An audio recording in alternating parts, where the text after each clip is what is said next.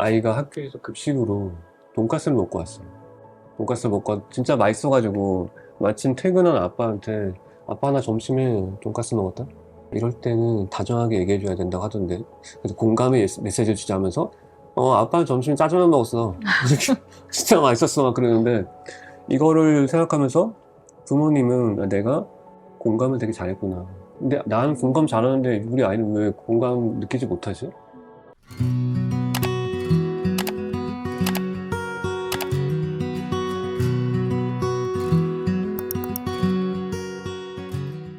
예스24 선정 2024 올해의 책, 그리고 자녀교육 분야 40주 연속 베스트셀러, 이런 수식어가 생겼을 만큼 독자들의 아주 큰 사랑을 받은 부모의 어휘력이 이번에는 부모의 감정 어휘력으로 돌아왔습니다. 작가님께서는 프롤로그에서 부모가 표현하는 감정의 세계만큼 아이 마음의 크기도 넓어진다라고 말씀을 해주시면서 감정 어휘의 중요성을 강조하셨는데요. 집필하시면서 다양한 어휘 중에서도 특별히 감정 어휘가 부모와 아이의 소통에 있어서 왜 그렇게 중요하다고 생각하셨는지, 이번 책을 통해서 부모님들이 어떤 변화를 경험하기를 바라시는지 궁금합니다. 부모의 어휘력 썼을 때 감정 카테고리에 있는 공감과 동감이 있었거든요. 근데 그거를 유튜브 많이 나와서 짜장면에 대입해서 되게 얘기했는데, 그게 되게 많이 조회수 높아졌, 쇼츠로 500만 회? 그리고 거의 100만 회 이렇게 나왔는데, 그걸 제가 어떻게 얘기했냐면, 예를 들어서 아이가 학교에서 급식으로 돈까스를 먹고 왔어요. 돈까스 먹고 진짜 맛있어가지고 마침 퇴근한 아빠한테 아빠 나 점심에 돈까스 먹었다? 이럴 때는 다정하게 얘기해줘야 된다고 하던데, 그래서 공감의 메시지를 주자면서 아빠는 점심에 짜장면 먹었어 이렇게 진짜 맛있었어 막 그러는데, 이거를 생각하면서 부모님은 내가 공감을 되게 잘했구나, 근데 나는 공감 잘하는데 우리 아이는 왜 공감 느끼지 못하지? 사람들이 공감하면 된다고 했는데 나는 했는데 왜 안 되지? 에이 다 거짓말이야, 해도 안 되는데 뭐, 이렇게 오해한단 말이에요. 제대로 못하고 나서 오해하는 게 가장 나쁜 거죠. 근데 그거는 공감이 아니고 동감이다. 아이가 엄마 아빠 나중에 점심에 돈까스 먹었어 이렇게 얘기하면, 그 아이가 먹고 있는 그 옆자리에 앉아서 얘기하는 게 공감이에요. 왜 돈까스 어땠어? 잘 잘랐어? 어떻게 먹었어? 맵기로 잘라 먹었어? 그 바삭바삭한 하면 어땠어? 이렇게 물어봐야지. 아빠 짜장면 먹었는데 그러면 거의 대화 끝이지. 질문도 이어지지가 않아. 결과의 언어니까. 그럴 때 여러분이 공감과 동감의 차이를 구분할 수 있으면 이제 그걸 아예 설명할 수 있고 공감을 전할 수 있게 되겠죠. 그래서 제가 그래서 이번에 부모의 감정 어휘력 이 책을 쓰게 되었고, 정말 부모님께서 감정을 잘 알아야 되겠구나. 그게 되게 어려운 건 아닌데 알면 쉬운 건데 몰라서 지금 많은 실수를 하고 있구나 하는 생각이 들어서 쓰게 되었습니다. 네, 책에서는 긴장되다, 기대되다, 이렇게 좀 미묘한 차이가 있는 감정 어휘들을 섬세하게 다루고 계시는데요. 작가님께서 개인적으로 가장 중요하다고 생각하시거나 특별히 애착을 느끼시는 감정 어휘가 있다면 무엇인지? 제가 가장 의미 있게 생각하는 것은, 지금도 질문 많이 있었는데, 예민하다, 섬세하다. 예민하다, 섬세하다, 이게 일상에서 되게 많이 써요. 특히 예민하다. 너 이렇게 예민하게 굴어. 예민한 엄마가 예민한 아이를 기를 때, 이런 제목도 되게 많이 있거든요. 근데 전 예민하다와 섬세하다를 하나로 봐요. 하나로 보는데 과정이죠. 예민한 게 먼저고 그 다음이 섬세인데, 예를 들어 이래요. 지금 내가 아이한테 새콤달콤 과자라고 생각해보고 과자가 실수로 여태 끝에 조금 붙어졌어. 근데 어떤 아이들은 조금 붙어지면 안 먹어. 그럼 이제 엄마가 뭐라고 하죠?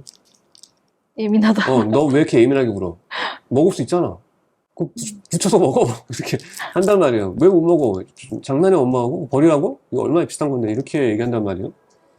근데 그럴 때 예민한 게 특징이 뭐냐면, 남들은 잘 발견 못하는 걸 잘 발견해. 눈에 보이는 게 많아. 보이는 게 많은데 대부분 부정적인 거지. 근데 섬세한 건 뭘까요?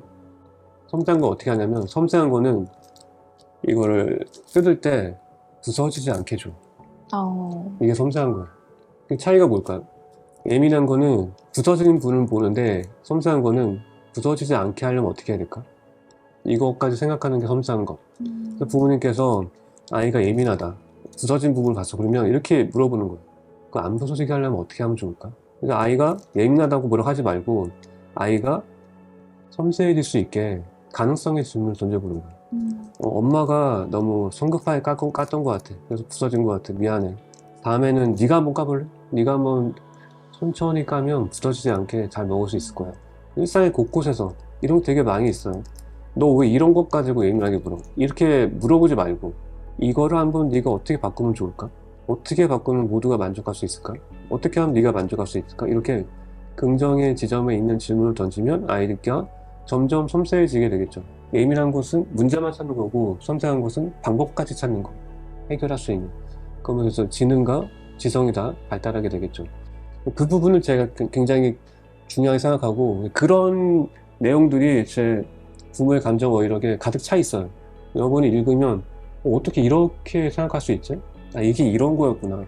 아, 두 가지 감정이 똑같은 건 줄 알았는데 이게 먼저고 이게 배워서 충분해지면 이 감정으로 이동하는 거구나. 이것과 이거는 분리해야 되는구나. 이런 것들을 여러분이 책을 읽으면서 알 수 있는데 근데 부모의 감정 어휘력의 24페이지 보면 기쁘다, 즐겁다 라는 단어 감정 언어가 있어요. 여러분도 한번 생각해 보세요. 기쁘다와 즐겁다가 뭐가 어떤 차이가 있고 어떤 공통점이 있을지 생각해 보시면서 한번 들어보세요. 무슨 일이든 긍정적인 마음을 하는 사람은 이길 수 없습니다.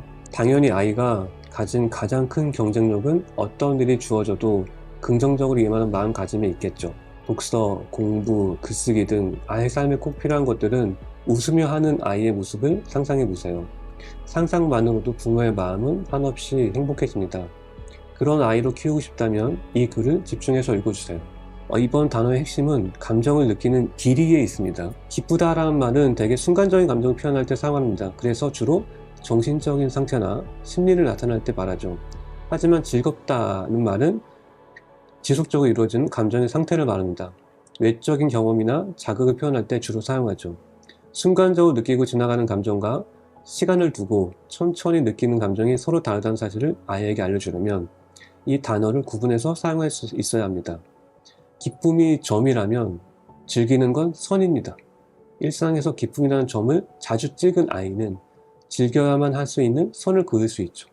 좀 아이가 뭔가를 잘 즐기지 못한다는 그런 생각이 들면 너 왜 이거 즐기지 못하니? 왜 난 남들처럼 못해? 이렇게 할 게 아니고 삶의 중간중간 기쁨의 순간을 자주 찍을 수 있게 자주 기뻐할 수 있게 만들면 아이가 저절로 그거를 연결해서 즐기게 될 것이다. 이렇게 생각을 하셔야 돼요. 그러니까 억지로 즐기게 하지 말고 기쁨의 순간을 누릴 수 있는 걸 자주 경험하게 해주면 아이가 스티브 잡스도 얘기했잖아요. 우리 창조는 점을 연결하는 것이다. 즐거움 역시 기쁨을 연결하는 거예요. 그게 다르지 않다. 아이가 뭐 취미를 즐길 수도 있고 아이가 뭘 할 때 기뻐하는 걸 알 수 있잖아요. 그래서 내 아이가 뭘 할 때 가장 기뻐하는가 이거를 10개 이상 알고 있는 게 좋을 것 같아요. 그냥 물어보면 잘 모르거든요. 익숙하지 않아서. 아이가 이거 할 때 웃는구나.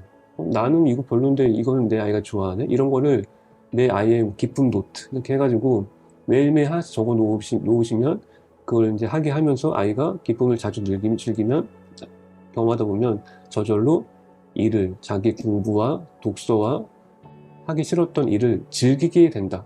그래야 그 이후에 비로소 스마트폰을 끊고 책 읽고 독서하고 읽고 그리고 생각하고 무언가 하나를 꾸준히 오랫동안 하는 거 그걸 즐기게 되는 아이가 될 수 있다. 그렇게 생각하시면 좋을 것 같고 제가 쭉 읽어볼게요. 더 길에서 우연히 아는 친구를 만났을 때 우리는 즐겁다가 아닌 기쁘다라는 말을 선택해서 이렇게 말합니다. 길에서 우연히 만나니 기쁘다. 순간적인 정신이나 심리 상태를 표현할 때는 이렇게 기쁘다는 말을 사용하죠. 하지만 그 친구와 함께 여행을 떠나면 이야기가 달라집니다. 여행 도중에 서로에게 느낌을 물을 때 이렇게 즐겁다라는 말로 대화를 하게 되죠. 네 덕분에 이번 여행이 더 즐겁다. 이처럼 즐겁다는 말은 외적인 경험이나 지수적인 자극을 표현할 때 사용합니다. 기쁨이라는 수많은 점이 모이면 즐거움이라는 선이 됩니다. 이렇게 말씀할 수 있고 이걸 제가 어떻게 또 썼냐면 친한 친구를 길에서 우연히 만나면 기쁘지. 친구와 함께 놀이터에서 해가 질 때까지 놀면 얼마나 즐거울까? 이번 겨울에는 어디로 여행을 가면 더 즐거울까? 그날을 기다리는 이 순간이 참 기쁘다. 매일 배움의 기쁨을 오랫동안 경험한 사람은 즐겁게 공부하고 독서하는 방법을 스스로 터득하게 돼. 여러분 이거 듣기만 해도 느껴지겠죠? 보세요. 여행을 가면 얼마나 즐거울까? 그걸 기다리는 지금 이 순간이 기쁘다. 여행은 긴 기간이니까 즐겁다. 그리고 그걸 기다리는 지금 이 순간은 기쁘다. 이렇게 구분해서 사용할 수 있으면 네가 여행을 떠나서 즐겁게 즐기기 위해서는 기다리는 순간순간에 기쁨이 필요해. 이렇게 얘기할 수 있게 되겠죠. 단어 하나하나가 여러분이 생각하지 못했던 거에 숨어 있고, 내 아이가 무언가 공부와 독서를 즐기지 못하는 이유는 단순히 그게 싫어서 재미없어서가 아니고 기쁨이란 걸 무엇인지 모르기 때문에, 순간적으로 내가 글씨를 쓰면서도 기뻐할 수 있고, 이 한 줄을 읽으면서 우리 아이는 이 책의 80페이지를 읽으면서 기쁨을 느껴. 이것도 할 수 있단 말이에요. 80페이지 읽어서 기쁨을 느끼면 다른 페이지도 읽으면서 즐거움을 즐길 수 있게 되겠죠. 그렇게 하나하나 차분차분 해 나가시면 아이가 결국 여러분이 즐겼으면 한 것들을 웃으면서 할 수 있게 되는 날이 있을 거라 생각됩니다. 네.